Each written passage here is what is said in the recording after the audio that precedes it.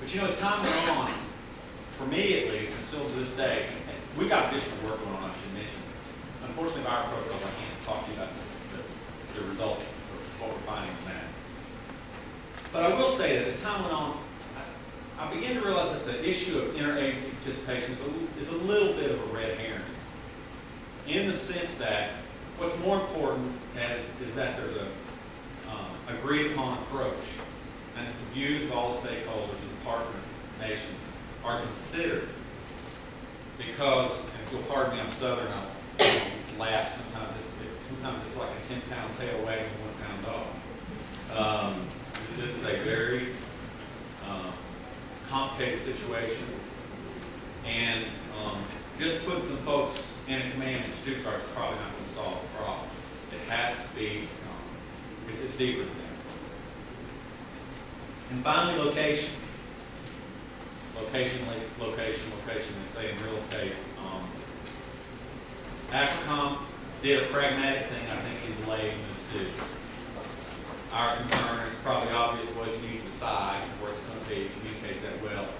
And in the meantime, don't spend a lot of taxpayers' money on facilities that we're going to abandon and spend it against someplace else. We've got to keep our green eye shut.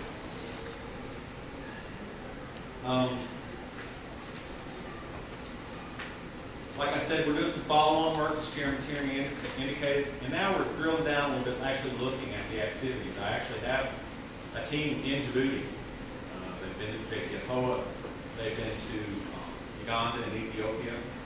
And on the issue that's been raised a couple of times, in Uganda, they observed the pandemic flu exercise. I'm not supposed to talk about ongoing work, but I think you guys will appreciate this one. This is a lot of folks are gathered there to talk about planning and such, and the headlines in the newspaper was U.S. military here on military exercise, focused on the military. And that's somewhat probably understandable. The team's also looking at African Partnership Station, how those efforts planned. They've met with some of you and I appreciate everyone's help us. So as I said, AFRICOM's, in my view, is not the problem, it reveals the problem. And we at GAO are seeing these kinds of issues, that is how we're organizing and approaching national security across the federal government. We just put out a report last month. We do, when the administration changes, we do what we call a transition series to highlight issues that we think are prominent. And one of them is interagency collaboration for national security. And in that paper, we outline several things that we see as common threads. Lots of other people have written about this.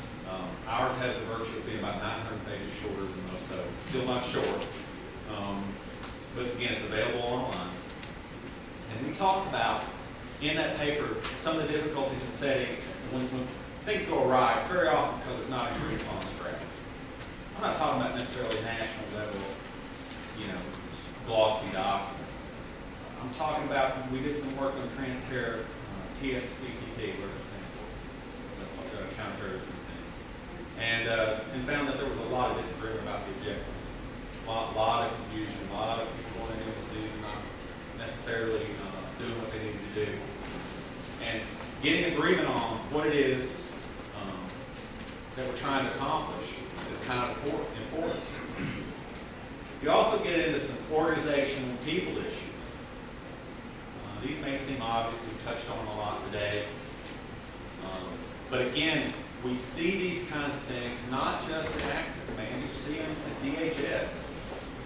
You see them at Northcom. I did work after Katrina, and spent weeks trying to, put together exactly what happened in terms of the process for the military offering assistance. First thing I asked was, what happened? And I said, well, they didn't ask for help. It's like, did they know what to ask for? It's this sort of this back and forth, this chasm that we've got to reach across. The end state we're looking for, I think, as an organization is to build organizations that are at least understand each other and have a workforce that understand how the other how to work in that interagency either. That's going to be kind of difficult to state the obvious, is whether it's going to be a broad-based restructuring as the Project on National Security Reform called for, or whether it's going to be something else. The issues of setting strategies and building these kinds of organizations, and sharing information are going to be the kinds of things that decision makers on the Hill, we at jail are going to be looking for.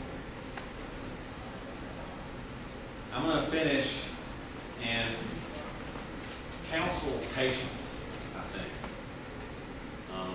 I'm sure it's no fun to be criticized by the GAO. I'm very often kind of put on the side of parties, I guess. But one of the things I said at the hearing, and have said to anyone who listens, is that this will take a while, not just AFRICOM, but everywhere.